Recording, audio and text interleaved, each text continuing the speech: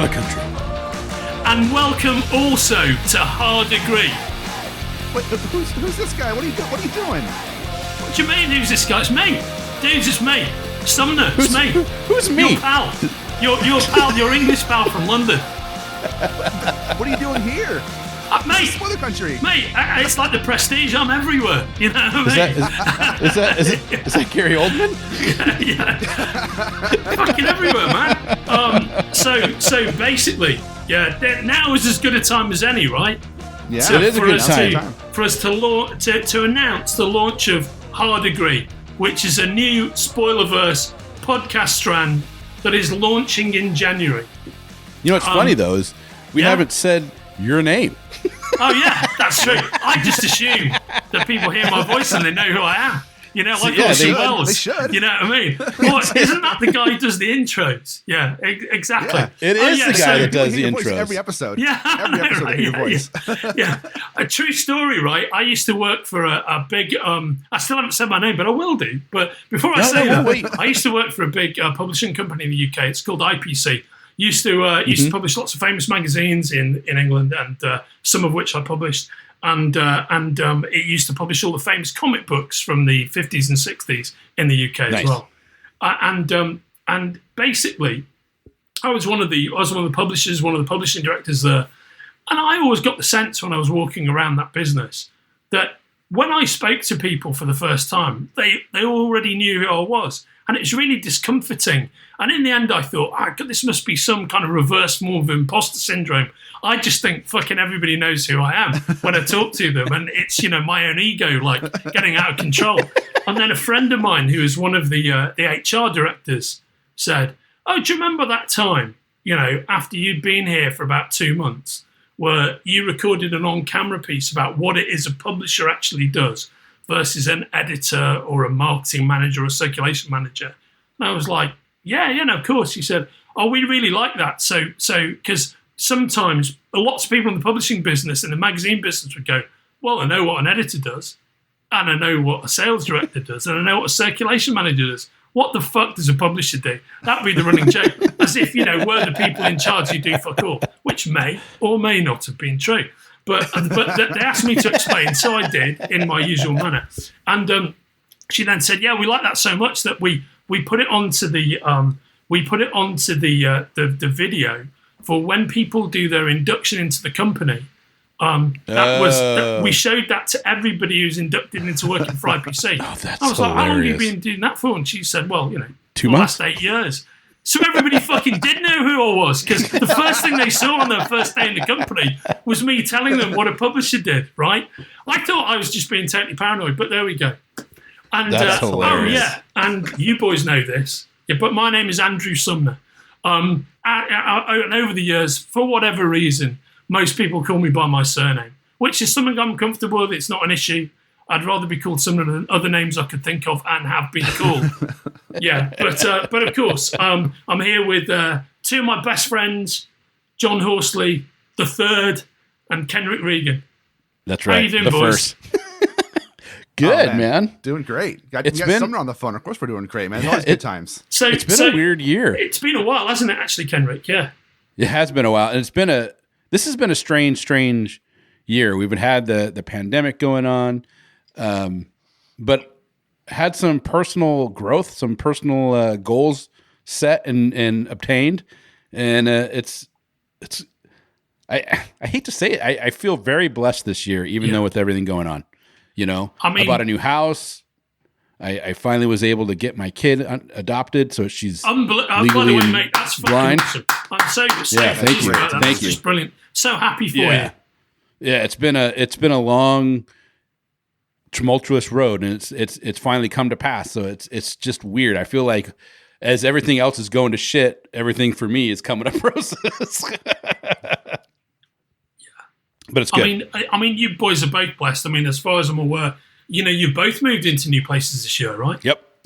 Yeah. Yep. Johnny got his he got his compound. So, amazing. Yeah. Not a compound, but yeah. Pretty Guys, much. have I ever sent you my picture of Sumner HQ in the snow, which is my place in the snow? Well, that image? Yeah, because it looks just like Johnny's house. Classically Dickensian in Christmas, actually. Do you know what I mean? Yeah. So, I'm a big believer in living in a nice place. And as you know, I'm a dedicated father of 2 now very opinionated and adult kids, who are I'm extremely close to. And it's, I'm a big believer in parenthood. And I think the things you boys have achieved personally have been great. And I think really for people like ourselves who've continued to be fortunate during this terrible year, where I was going to crack a joke earlier on, it's you'd almost think, the world has fallen apart from both a public health perspective and a political perspective, which it has on both sides of the Atlantic, by the way.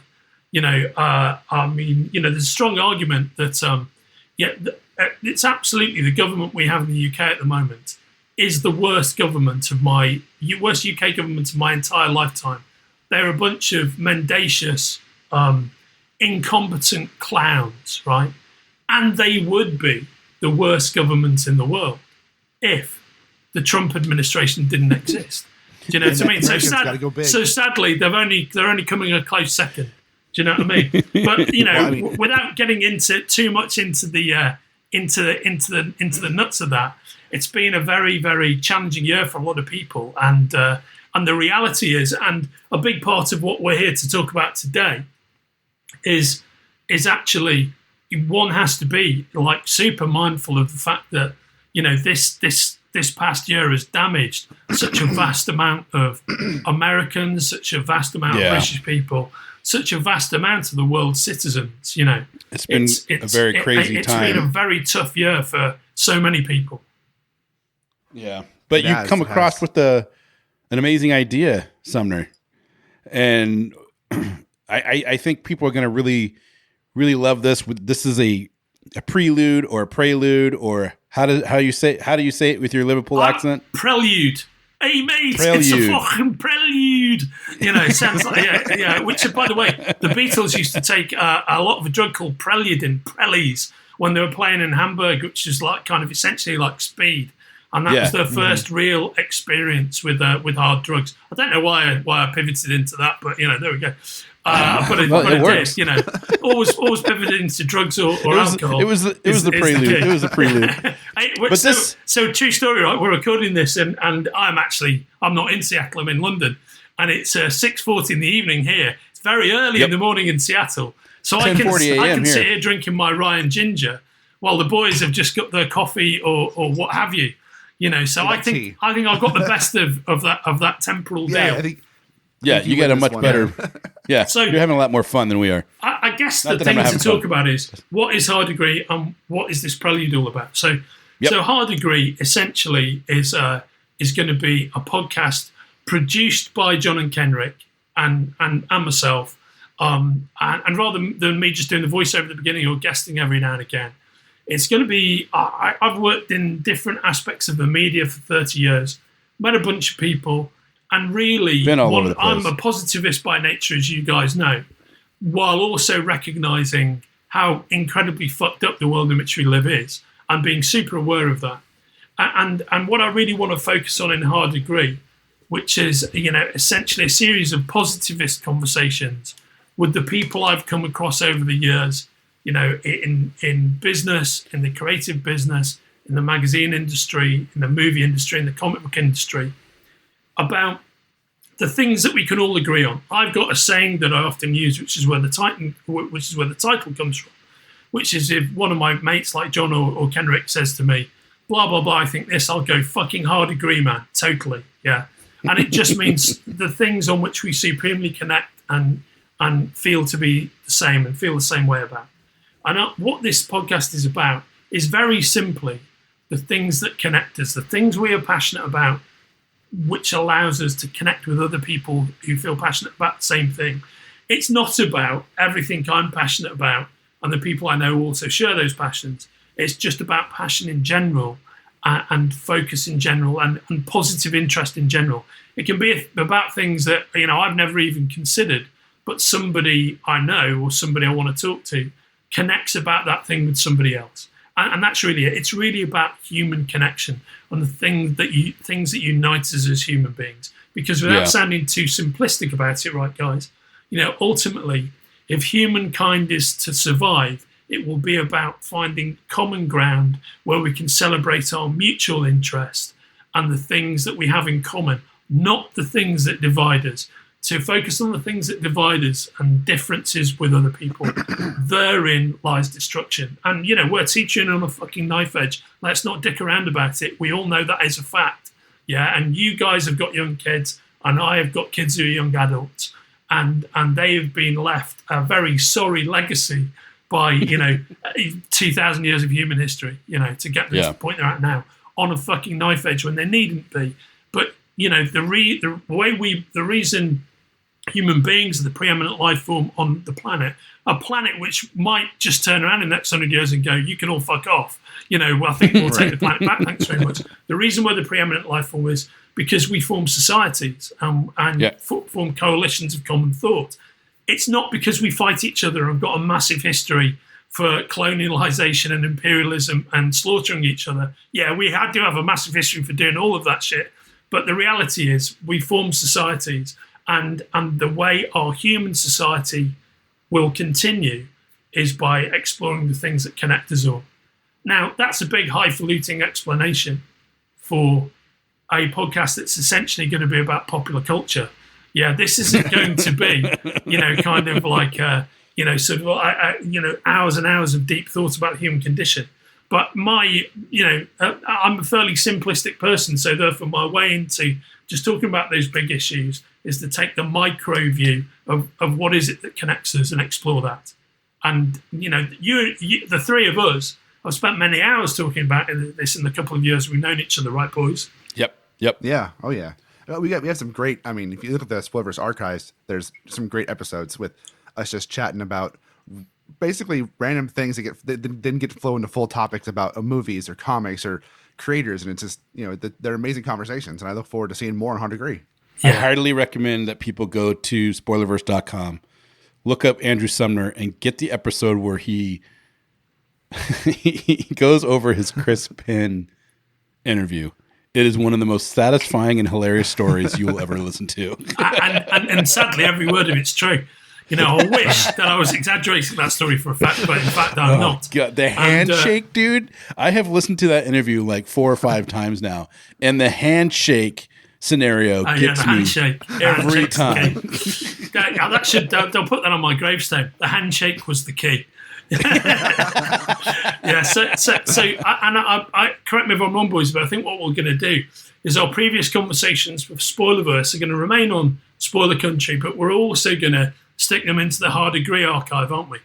Yep. Yeah, I think exactly. so. We're going to recut them a little bit, do a new intro for them and stuff, and get them in the Hard Degree channel as well. So because they're fun conversations and they fit the tone of what the Hard Degree show is going to be, and it's great for more people to hear those awesome conversations. Oh yeah, you're too kind, mate. So what we're going to do is Hard Degree is going to go live sometime in January. Yeah, watch this space for more information about the first episode, and from then on, we're going to be going out. We're not sure weekly or bi-weekly. Yeah, with Hard Degree. But in the meantime, we're launching Hard Degree with a special event, and it's a co-production. It's a co-production by the three of us, but across both Hard Degree and across Spoiler Country. And this is the event that we're launching. If you're listening to this literally as it goes live, that will be launching tomorrow. And and this is a prelude to that event. And the event that we're launching is A Spoilerverse Christmas Carol.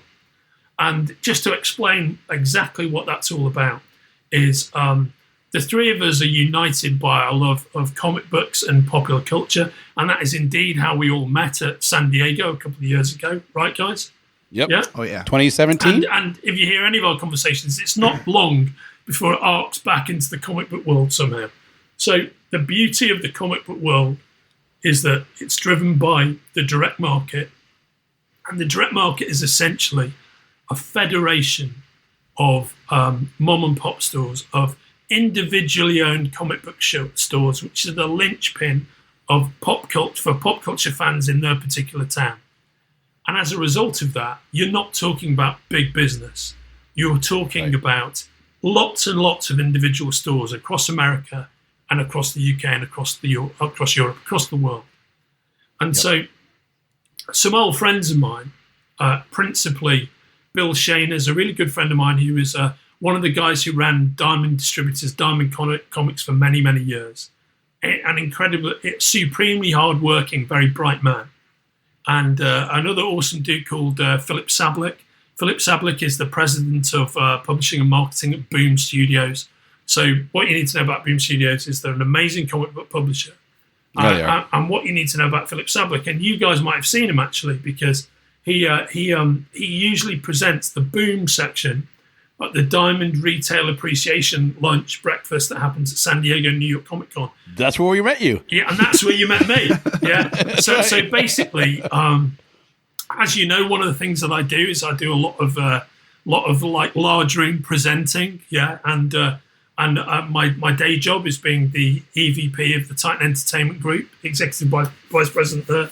And we have an amazing comics imprint, Titan Comics, which isn't run by me. It's run by two hugely talented guys called Ricky Claydon and John D. And I'm calling him John D because he has a kind of like Polish name that I'm never very good at pronouncing.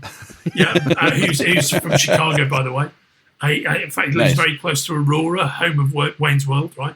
Yeah, and it's very ably run by the two of them, and they just they do amazing stuff. So at New York Comic Con and San Diego, I generally present to the comic book retailers of America about what Titan are doing, and I enjoy large scale presenting, as both of you guys know.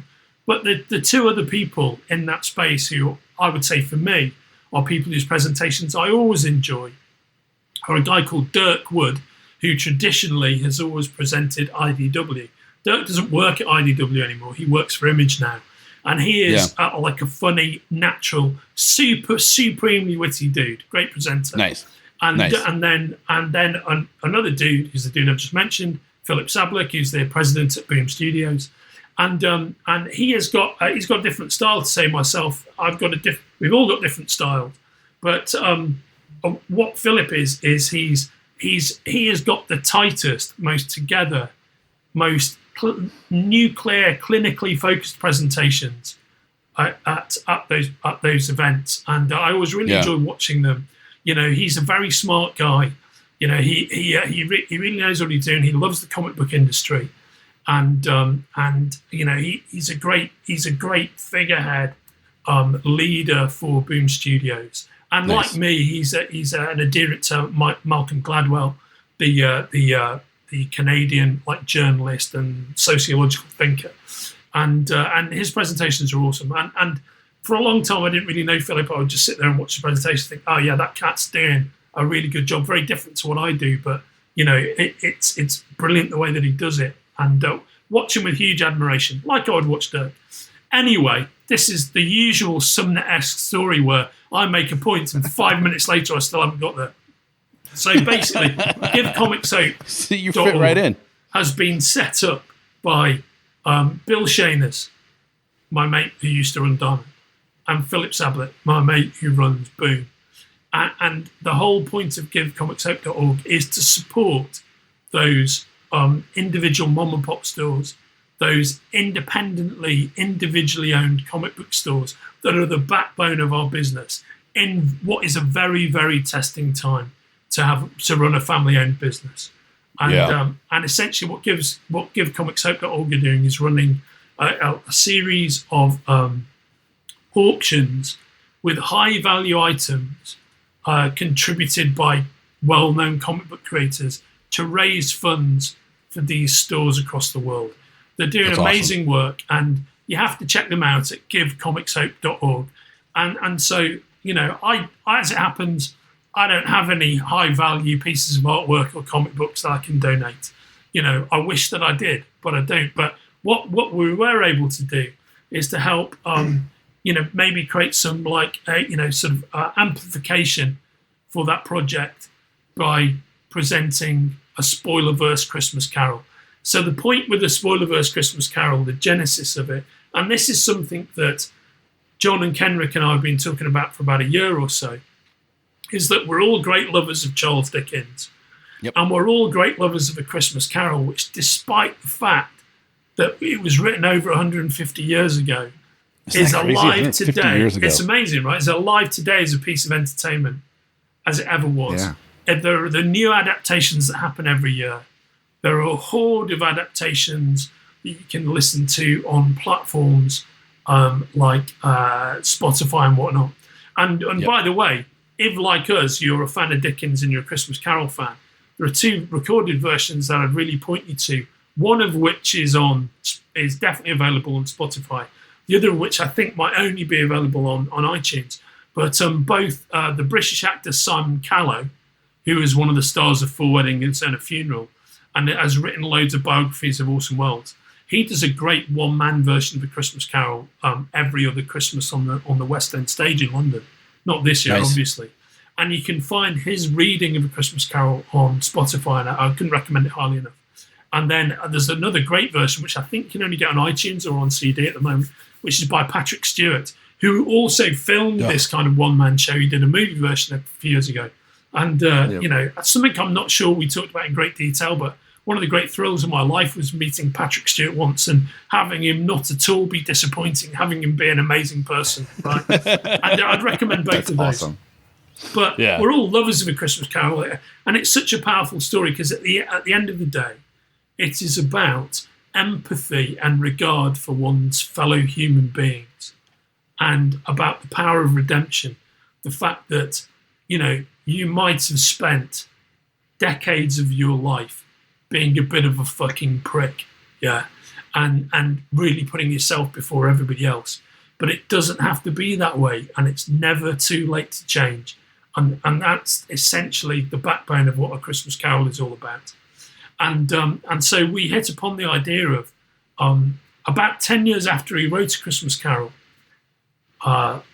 Dickens produced an abridged, 90-minute version, which he then toured around the world,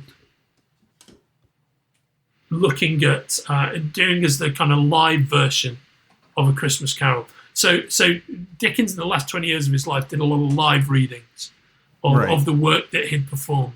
And the most popular reading he gave was of A Christmas Carol. And he toured the US and the UK. So he literally took a voyage to the US twice and did year-long tours where he performed his work. And the most popular thing that he did was A Christmas Carol. And the manuscript of that live version of A Christmas Carol still exists. And to give a shout-out to a great comic book creator, a couple of years back, Neil Gaiman, did a live reading while dressed in full Charles Dickens makeup at the Strand bookstore in New York. I did a live reading of Christmas Carol. But that literally Dickens' manuscript, annotated with Dickens' handwriting, still exists.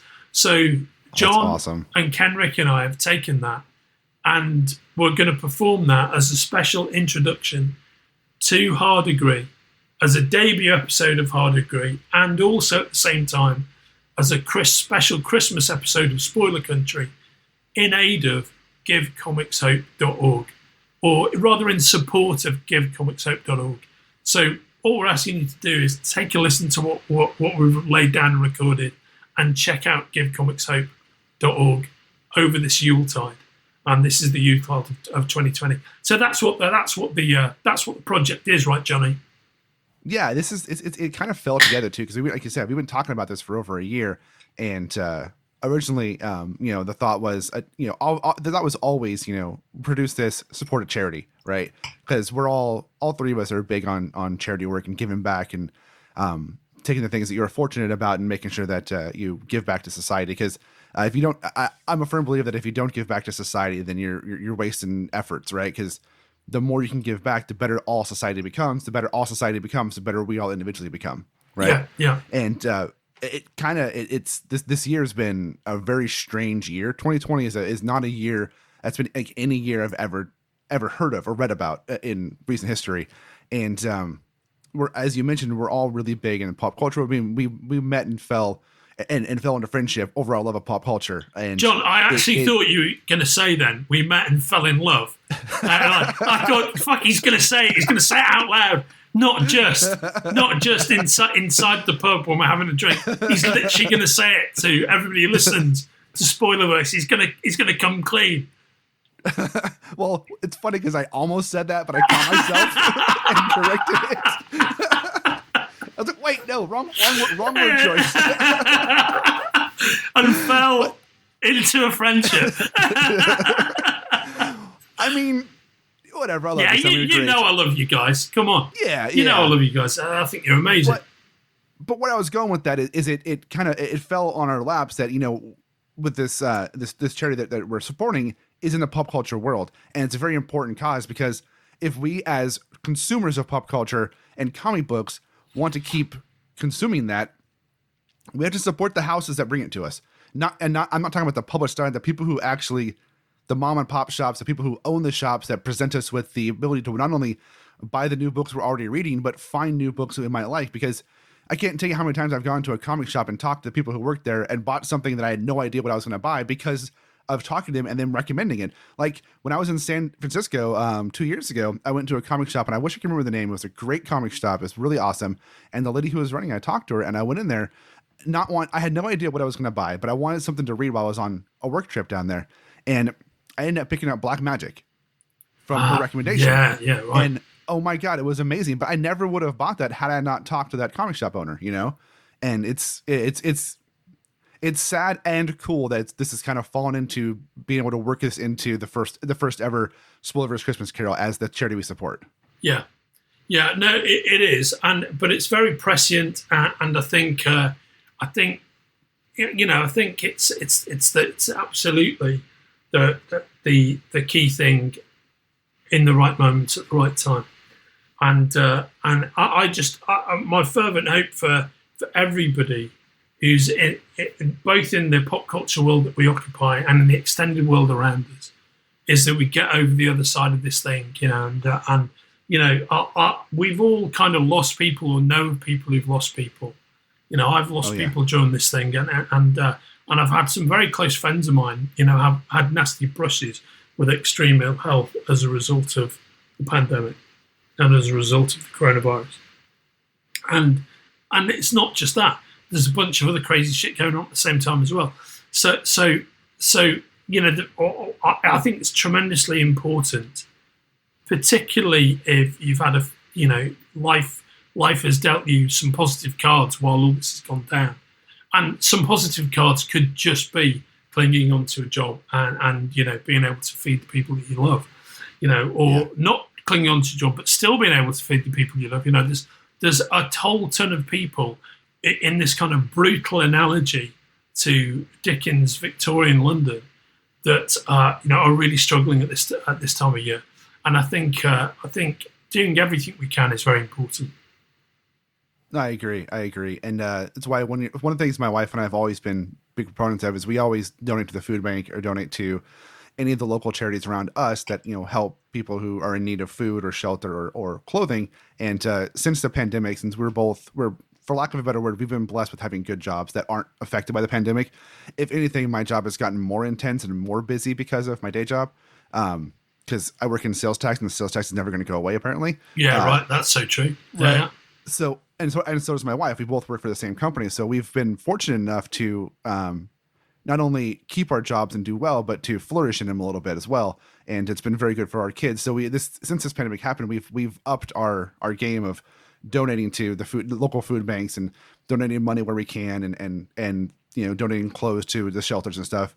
And I feel, and we're not gonna. I don't see us pulling back on that anytime soon, just because we're in a position where we can help out. And I feel, like I said earlier, if you can help out, I feel a moral obligation. I don't say everybody should, but I feel a moral obligation to help out my fellow human, no matter who they are or where they are, because as again, the better we bring up society, the better we bring up ourselves and everybody else around us. And it's insanely important to me to help other people, not just be all about myself. No, it's so true, John. And the reality is, it's the only way we're going to survive as human beings is to recognize the fact that, you know, it's society is not about how rich you can become and who the richest people in that society are.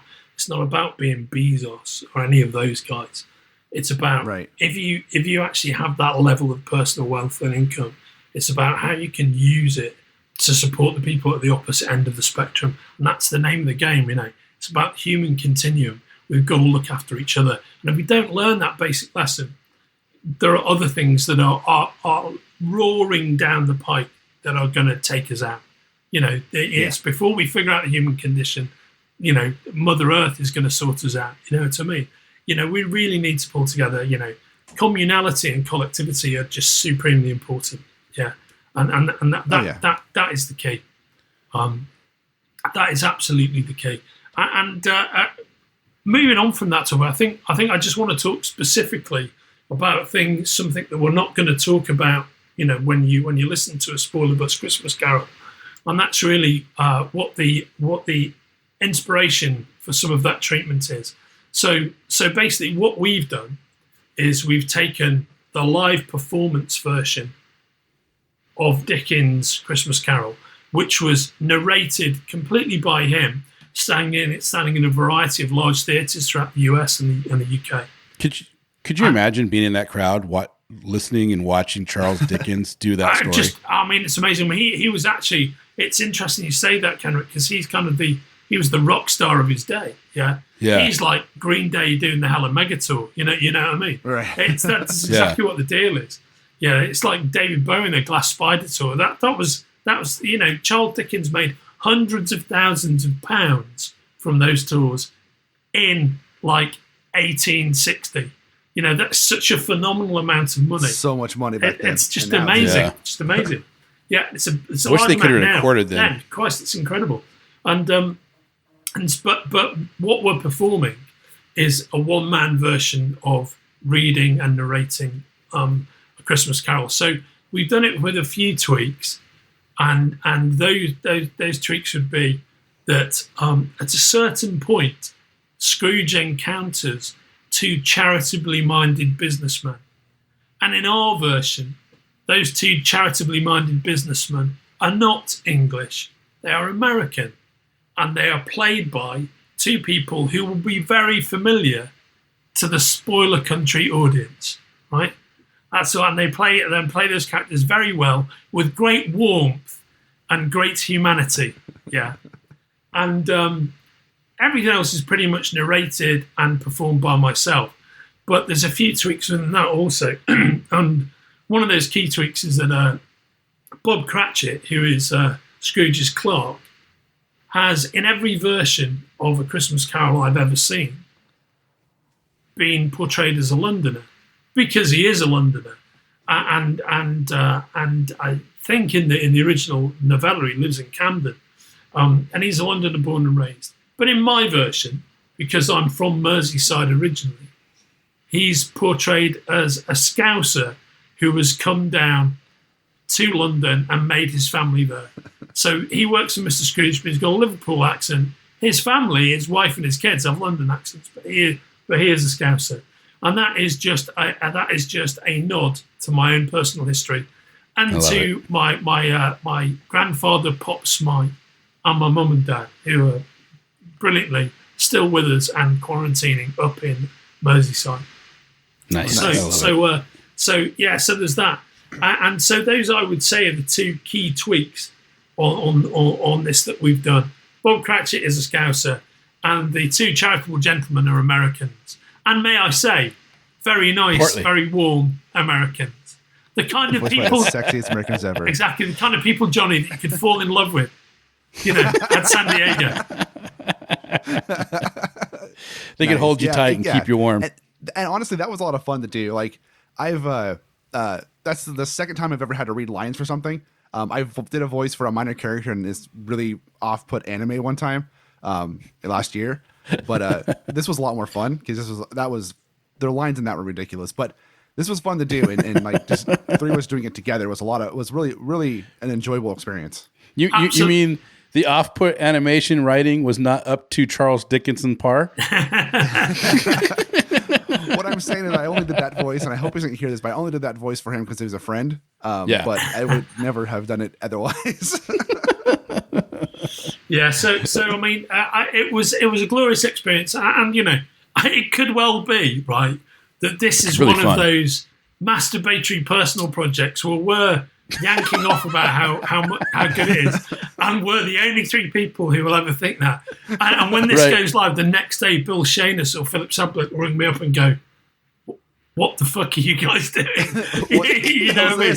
What? So this is essentially That was horrid. you just Who was this portly American? reading Charles Dickens, not Shakespeare, reading Charles Dickens for 90 minutes, not very well because you're not an actor, and getting your two mates to join in. This is what you call, your special Christmas edition of Spoiler Country and Hard Agree. And the answer would be yes. That is exactly what we call our special That's Christmas exactly edition. what it is. Very much Spinal Tap. A lot of love went into it, man. I mean, it's like whether it's good lot or of bad, love it's a went lot of into fun to do. Yeah, no, that's it. That's exactly my thinking. The level of the thing is competence is not the key paradigm. It's how much we enjoy doing it and what it means to us, right? Yeah, and exactly. And the thing, as the years go by, if we do this again and we re-record and it can only get better. That is absolutely right. And we won't delve into the detail here, but the boys and I have absolutely discussed how the idea for us is for a Spoilerverse Christmas Carol to become a kind of hardy perennial. And we put out a version of it each year. And it may not always be the same version, and there may be other tweaks that we've got planned. But, we're not going to jinx ourselves by saying what those tweaks are. Yeah. But, we definitely have a plan. That's the important thing. We have a cunning plan that we have already laid out. Whether it comes to pass or not is a different thing. But, as long as you're still alive and kicking and breathing, you are going to see a Spoilerverse Christmas Carol, even if the average listening audience is 3 people, us, then you're still going to see it. And I thought one thing we could pivot into, because let's face it is Christmas time. There's no need to be afraid. We're right in the middle of the Yuletide era here. It is that just to talk about great Christmas entertainments that we've all enjoyed. And I'm going to kick this off, but there's lots of places we can go, but I'm going to kick this off by actually talking about Christmas Carol, because there are a bunch of interesting adaptations. We talked about audio adaptations just now, but there are a bunch of interesting movies that if anybody, I think there are at least 3 versions of this story on screen that you could watch and literally almost watch back to back or on successive days and get a different experience out of each one of them and enjoy it. And my vote for those versions would be, there's a classic British version made in the late 40s or early 50s starring the British actor Alistair Sim. Yeah. And in the UK, it was originally released with the title Scrooge. But in the US, it was always released with the title A Christmas Carol. And that is 100% the finest performance anybody has ever given as Scrooge. Now, Alistair Sim was a famous British comedy actor in a lot of black and white movies. And he was in the St. Trinian series, which is about a girls' school full of criminal pupils. And he's a really famous actor in the UK. You boys might not have heard of him. But his version of A Christmas Carol, which you can get on DVD and Blu-ray, I would urge you guys to buy that for yourselves to watch over the Christmas period. So it's A Christmas Carol Blu-ray starring Alistair Sim. It's amazing, and his performance is unbeatable. Nobody's even come close. He's the best Scrooge ever, because he's great when he's Scrooge and he's miserable as fuck, and he's great when he's Scrooge and he's transformed. Yeah. So nice. that would be number 1. And then number 2 is there's a great TV movie version, weirdly with an American lead, George C. Scott, from That's the kind of late 70s, early 80s. Yep. That is very, very good. Yeah. And his performance is great, actually. That's because he's got such menace to him, I think. and then I'm going to go for 2 more. Then, go for it. Then there's a movie called Scrooge, which is a musical made in 1971, right? That stars Albert Finney, one of the greatest British actors of all time, as Scrooge. And at that point, he was young and handsome, but he plays Scrooge as kind of old and decrepit, and he's made up in a particularly unappealing with a particularly unappealing visual look. But the music for that is by a guy called Leslie Brookus, who's one of the guys who was involved in Oliver. And have you ever seen the musical Oliver? The musical Scrooge is very much in the same vein. So it's one of those dark Victorian British musicals that has a whole bunch of like dramatic incident that you wouldn't see in an American musical at the same time. So just to recap, if you ever watch Oliver, there's a lot of violence and darkness in that, in addition to all the joy and dancing. Because you're talking about a bunch of abused, underprivileged kids and, you know, pimps and whores and all this really dark fucking Victorian shit, while everybody's dancing along and singing all these merry tunes, yeah? And Scrooge is kind of like that. It's got this amazing soundtrack that's beautiful to listen to. It has these really powerful performances as well. And I would recommend to anybody, watch the Scrooge musical over Christmas. And then the other thing I was going to add in would be, surprisingly, and you boys may know where I'm going with this, one of the most faithful adaptations of A Christmas Carol, and one of the best adaptations of A Christmas Carol, with a towering performance of Scrooge, is The Muppet Christmas Carol, starring that's a great one. Michael Caine. Yep. Michael Caine's fucking amazing in it. And it's actually really good. And if you're a big lover of Dickens like we all are, you watch that and go, yeah, that is A Christmas Carol. It's just A Christmas Carol performed by the Muppets. But they get to the emotion of it brilliantly. And it's also very much it's scary too. A Muppet production. But it's brilliant. You know, it works on so many levels. For me, go ahead. Yeah, sorry. You know, Kenric, go ahead, please, mate. Yeah, I was just saying, for me, the first time I saw A Christmas Carol was the Alastair Sim movie, because my grandmother, we were in California, and this is like 1983. It was on TV, and we all sat down and watched, and that was my first introduction to it. And that's so when I think of Christmas Carol, I always see Alastair Sim as Scrooged. You know, I've seen the other ones; they're great. You know. But that, to me, I 100% agree with you. That's the one that if you're going to see the pinnacle performance of Scrooge, it's Alastair Sim as Scrooge. The other one I love, 1000%, he is Scrooge. He just inhabits the role completely. Yeah, the other one I love is Scrooged with Bill Murray. Oh yeah, well that's a great film actually. Oh God, it was so good, and it was just first it was funny. As I was watching it. You know why it makes that movie so good? Is that as you're watching it, you know in the back of your head that this is an adaptation of A Christmas Carol, but you don't watch it like it's an adaptation of A Christmas Carol. You know? You just have fun with it. And you're laughing through the whole thing. And then when you get done, you're like, wow, that was a really good version of a classic story that they completely modernized for that, you know, that you wouldn't get in other ways. I thought it was brilliant. I agree with you, mate. And interestingly, right, directed by a man who has directed two great Christmas movies. So it's directed by Richard Donner, okay? Oh, God, and Donner's he's so good. Two great Christmas films. One of them is Scrooged. Do you boys know what the other one is? I don't. Wouldn't be Die Hard, would it? No, he didn't. But, yeah, I mean, so close, but not Die Hard. That was directed by John McTiernan. But we're in that same wheelhouse. John McTiernan. Can you feel where I'm coming from? Oh, God, I want to say... I know, it's on the tip of my tongue. This is driving me nuts. Come on, man. You can do it. You can do it. It's a Richard Donner film, and it is 100% a Christmas movie. God, does it have Gina Davis in it? No. No, but again, you're not a million miles away. Same wheelhouse. Gina Davis worked with the person who wrote the film in question on more than one occasion. So, oh, my God.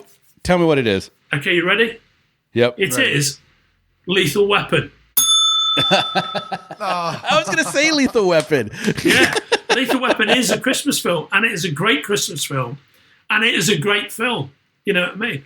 And I would say that when you watch Lethal Weapon, the great thing about Lethal Weapon and Die Hard is they both have in common is they neither of them have dated. When you watch them, they're very much rooted in the 1980s, but you can still enjoy them to this day. About the only thing that really dates is Riggs' haircut.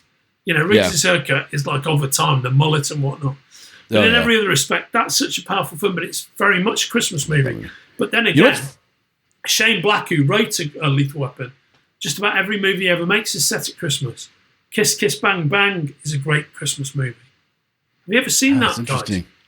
Oh yeah, it's so good. And I think, but I'm not 100% sure. Maybe you guys can I like correct Shane me. Black. I think The Nice Guys is set at Christmas as well. You might be right. Nice Guys is amazing. And Nice Guys is massively underrated, I think. Oh, that was such a great movie. It was a shock too, because I just saw, it's Russell Crowe it's so good. It's joyful to watch. It's so brilliant. Yeah. And I think the thing is, I wasn't ready for it. I didn't know anything about it. I cold watched it, which was great. And the truth is that Ryan Gosling,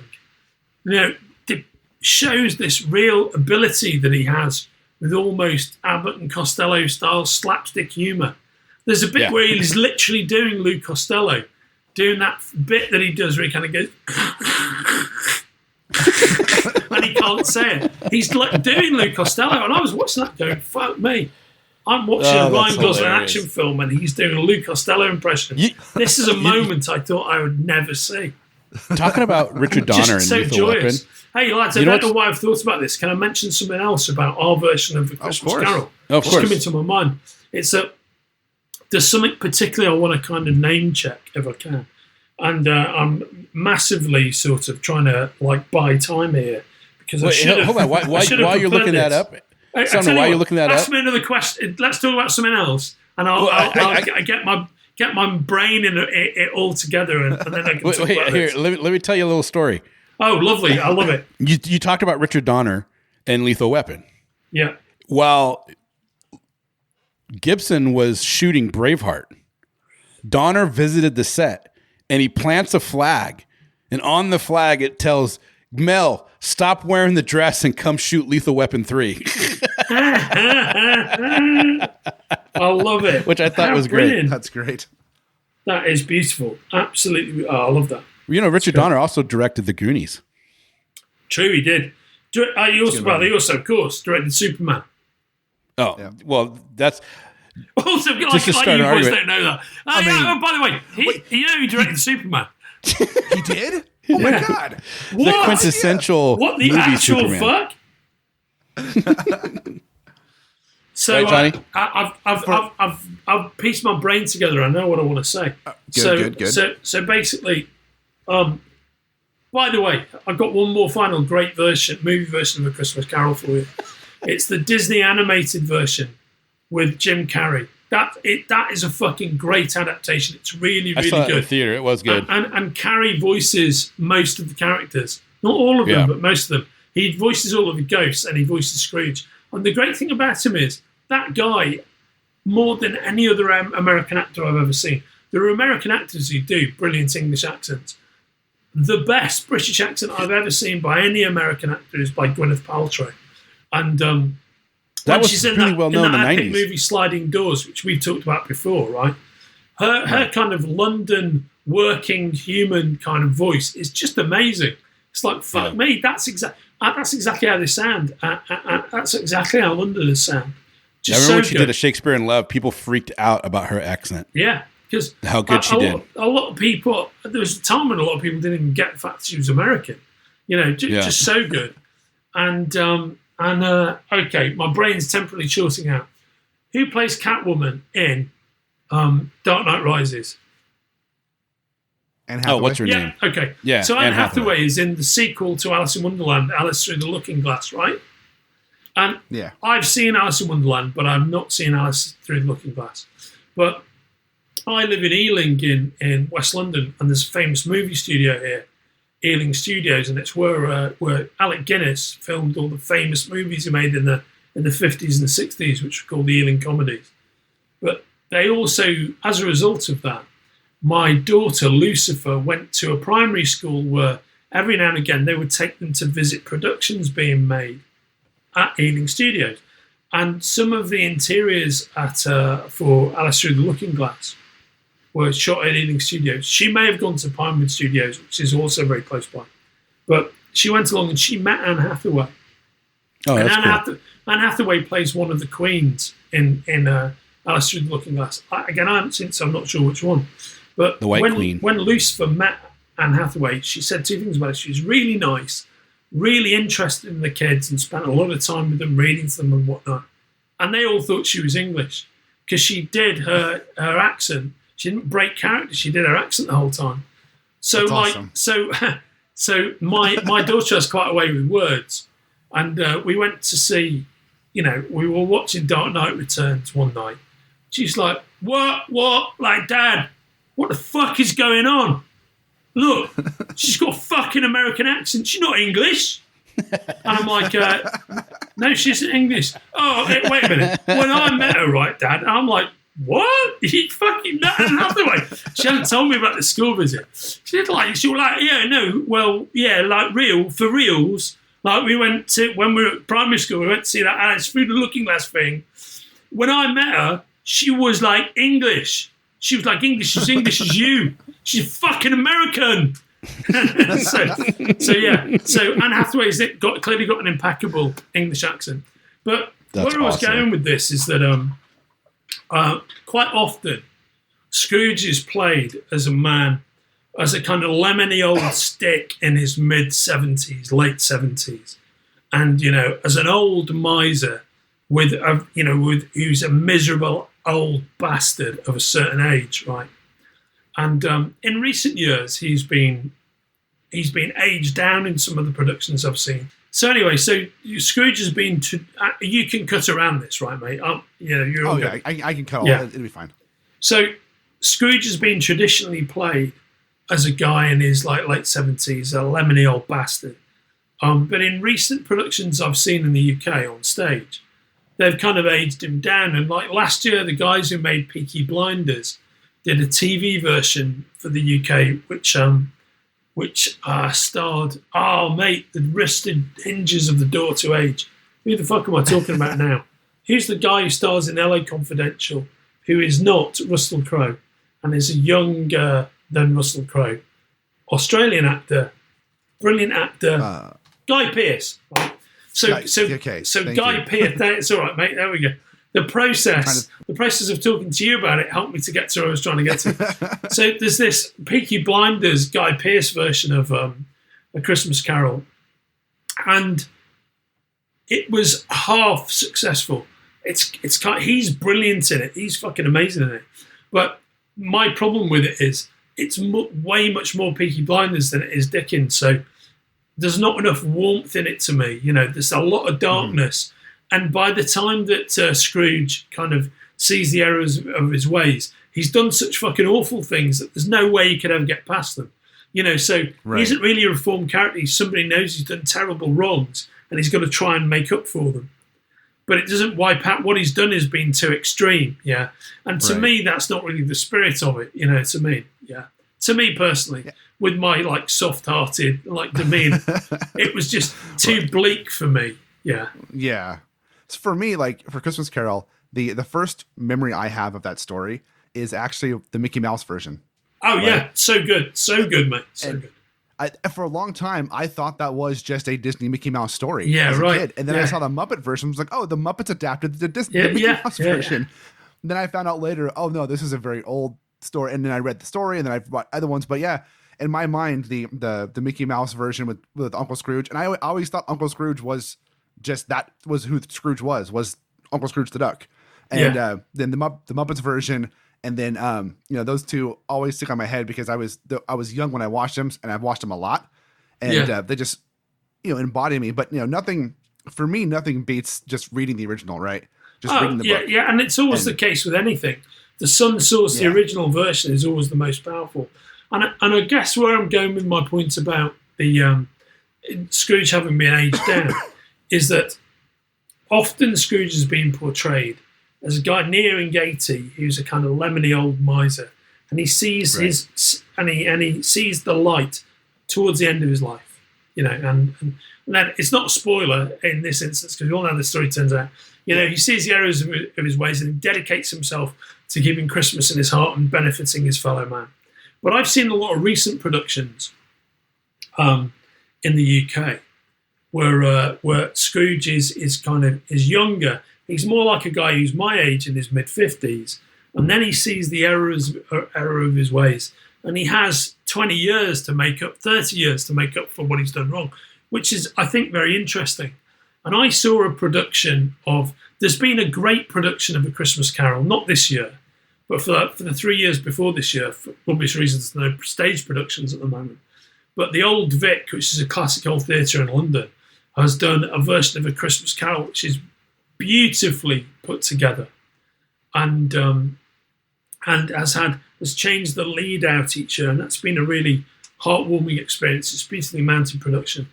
But 2 years ago, I went to the Royal Shakespeare Company, like in Stratford-on-Avon, the home of Shakespeare, and they did a version of A Christmas Carol. It was the second year that they'd done it, which really was kind of beautifully conceived, and it had a brilliant climax. It was just very, very moving.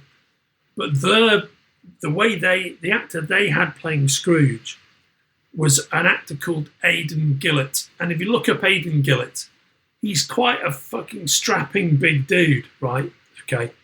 And he played Scrooge in a way I'd never seen Scrooge played before. He didn't play him as a miserable old bastard full of lemony remarks. He played him as somebody who was physically imposing and was actually quite menacing, right?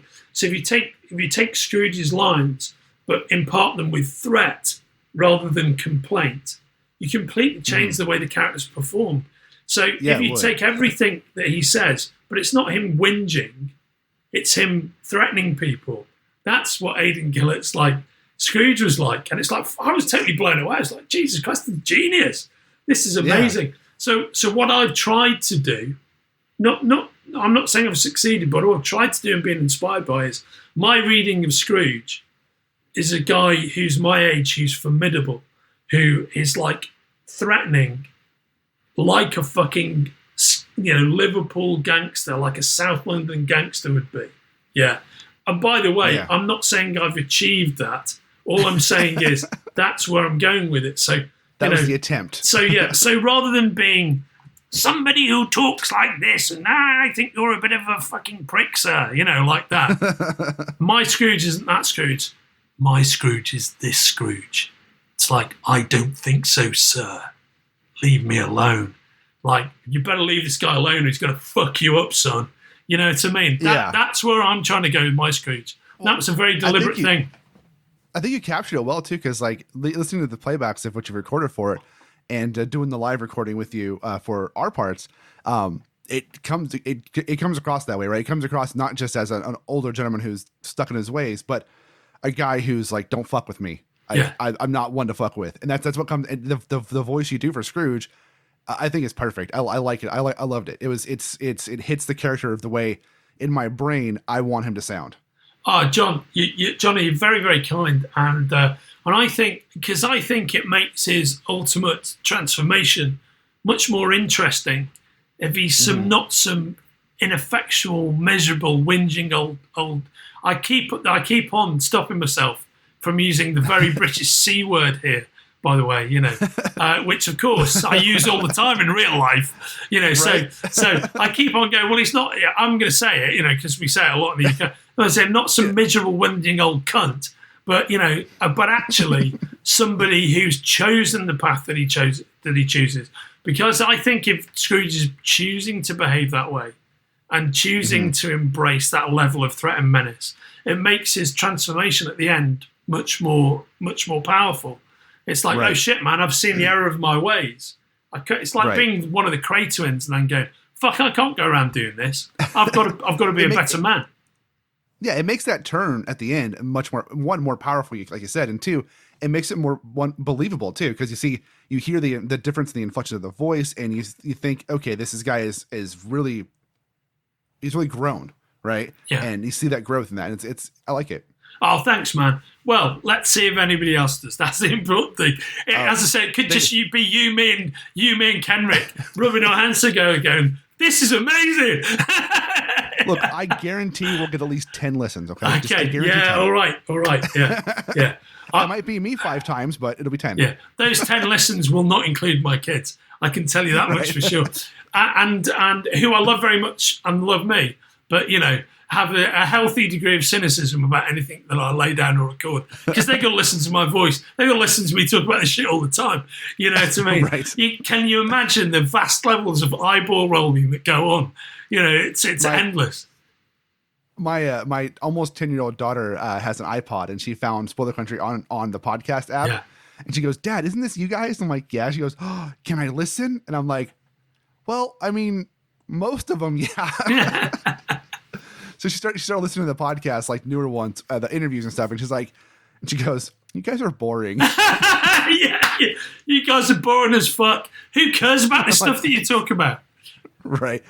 She's like, she's super into anime right now. Yeah. Like she's gone down the rabbit hole of anime right now. And so she's brilliant. She's like, "You guys don't talk about anime." And I'm like, "No, well, I mean, we would, but we just haven't very much." And she's like, "Talk about anime and I'll listen again." And I'm like, "Okay, Tegan. Okay."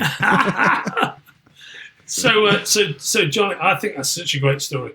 And you got to tell her I said hello. You got to give her my greetings from the heart of West London, mate. And all the family, of course. You know, so one other thing, mate. I think this is what we should close out on, because I think we've about as effectively fashioned a prelude as we can. So, okay, top 10 Christmas songs, top 10 Christmas movies. Oh man, on the spot. And you don't have to come up with 10. You just have to come up with as many as you can think of. So, Christmas movies is easy, and you're gonna laugh at me. I know you are, but like my number one Christmas movie that just because it makes me feel good and makes me laugh is actually Jingle All the Way with Arnold. Oh, great choice, mate. Great choice. Yeah, I love that movie, and I grew up in the 90s. You know, like I was 8 years old in 1990, so I grew up in the 90s, a little in the 80s. But like Home Alone always stands out too. Yeah, great because film. I always picture myself as Kevin McAllister as a kid. Yeah. You know, I was him being the. Yeah. I know I was not bad like that, but I wanted to be that kid. And that house they had, oh my god, that house was gorgeous. Yeah, such a beautiful house. It is. And then like Night Before Christmas, but that falls both Halloween and Christmas. I love that movie as well. Trying to think of other ones. I mean, if you throw Die Hard in the mix of being a Christmas movie, obviously Die Hard's up there because Die Hard's just an amazing film. I mean, I tell you what, mate, these are all fucking amazing choices. I mean, really, really, really, really good choices, mate. I love it. You made me think of something on the music front, right? You've got to look this up because it's ridiculous. So, Joe Pesci, of course, is one of the bad guys in Home Alone. Yeah. And Joe Pesci's had just this amazing career. A couple of years after he was in My Cousin Vinny, yeah. Great movie. He records like a whole album, okay? A whole music album. This is legit the truth. This is just insane, yeah? As his character from My Cousin Vinny, Vincent LaGuardia Gambini, right, okay? Yeah, and he literally recorded an album called Vincent LaGuardia Gambini Sings Just For You. Because this is insane. I didn't know this. Joe Pesci used to be a lounge singer at one point. And this isn't... Oh, he did? This isn't... I did not know that. I originally heard this and thought it was somebody doing a Joe Pesci impression, but it's not. It's a real thing. And on that album, Vincent LaGuardia Gambini Sings Just For You, there's a Christmas song called If It Doesn't Snow on Christmas. And I'm not going to sing it for you now, Johnny. I'm going to say to you, you really need to listen to it because it is exactly what you'd expect having Joe Pesci sing a Christmas song with a shit ton of F-bombs in it. Do you know what I mean? Oh, my God. It's nuts. That's awesome. That's amazing. So I think all your choices are brilliant. What I love about them is they're none of my choices, which I think is a good thing. You know, so I can now tell you my choices, which would be... so I would say my number one Christmas movie of all time, and it's very much beloved of people my age, It's a Wonderful Life by Frank Capra with James Stewart. That's a great one. An incredible movie.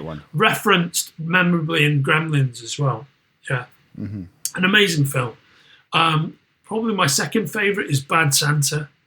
Bad Santa is my... which is a brilliant, like, nihilistic comedy, but also a great Christmas movie because it genuinely has heart.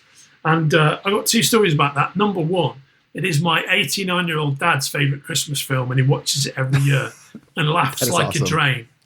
And the first year that I watched it with him, he sends me this email, this is ages ago now. He goes, "Dear son, I have just watched Bad Santa on your recommendation. Fucking brilliant. Lots of love at Christmas time, Dad. That was it. Yeah, That's a beautiful email. And you know, he watches it every year, and whenever I'm with him, which can't be this year for COVID reasons, we watch it together. And then, but the first time I saw a Christmas Carol, that's what we just did. First time I saw a Bad Santa, I was on holiday in the early 2000s in Boston with my sister. Yeah, and I was with my sister Jacka, and we were going to do all this stuff in Boston.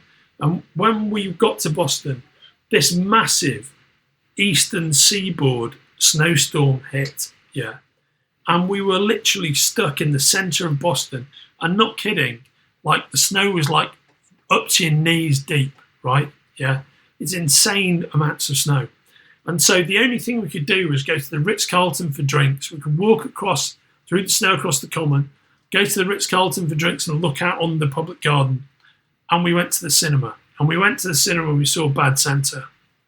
And my sister and I laughed so much that we were with quite a straight-laced audience who found it quite, you know, dismaying in some respects. We almost got ejected from the cinema because we were laughing that much. And once she came out of that, a couple of years later, my sister changed careers and became a teacher. And I think one of the reasons for her doing that is that whole scene about, you know, I think I turned a corner today. I beat the shit out of some 10-year-old kids, but it was for a purpose. I feel good about myself. I think she's just taken that to heart and wanted to implement it. So, yeah.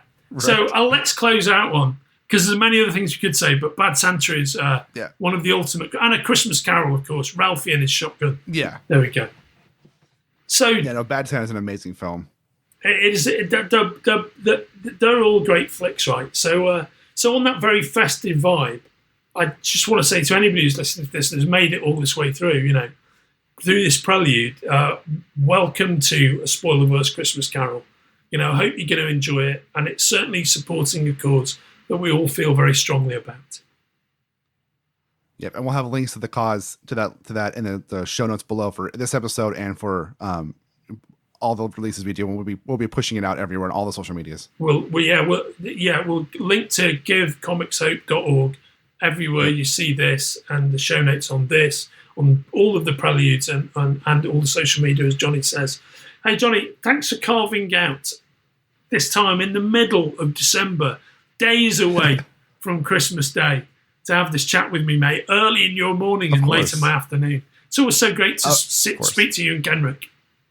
Oh, man, it's always awesome to talk to you, man. I can't wait till we can actually be in, hang out again in person and do it on. I'm looking forward to doing it on your side of the water for a change sometime. Oh, mate, and, you're always welcome. As soon as you can come over, you can come here and you can look at my Animal House print, and we can have some heavy drinks.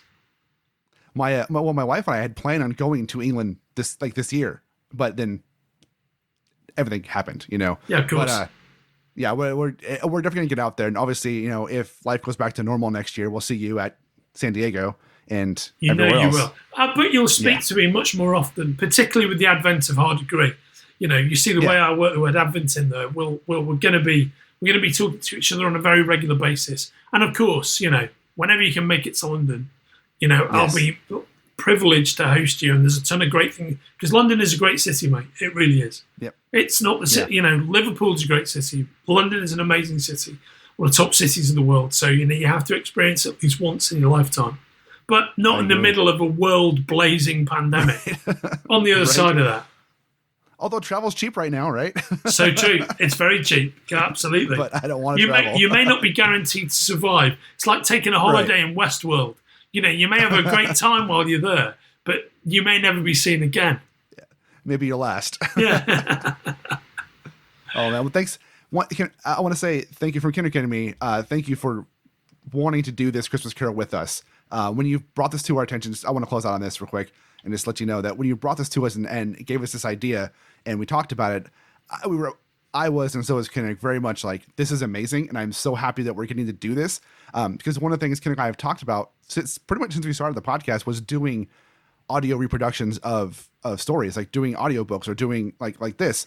And we just didn't know how to do anything, right, for that. And when you brought this and we started talking about it, I was like, man, this is perfect. This is one, something we've talked about. And two, it's just the whole thing as a whole, doing A Christmas Carol, which is an amazing story, doing it for a charity, which makes me feel amazing. And then just doing it, the three of us for now, is just, it just makes me so happy. And I'm appreciative of all of that.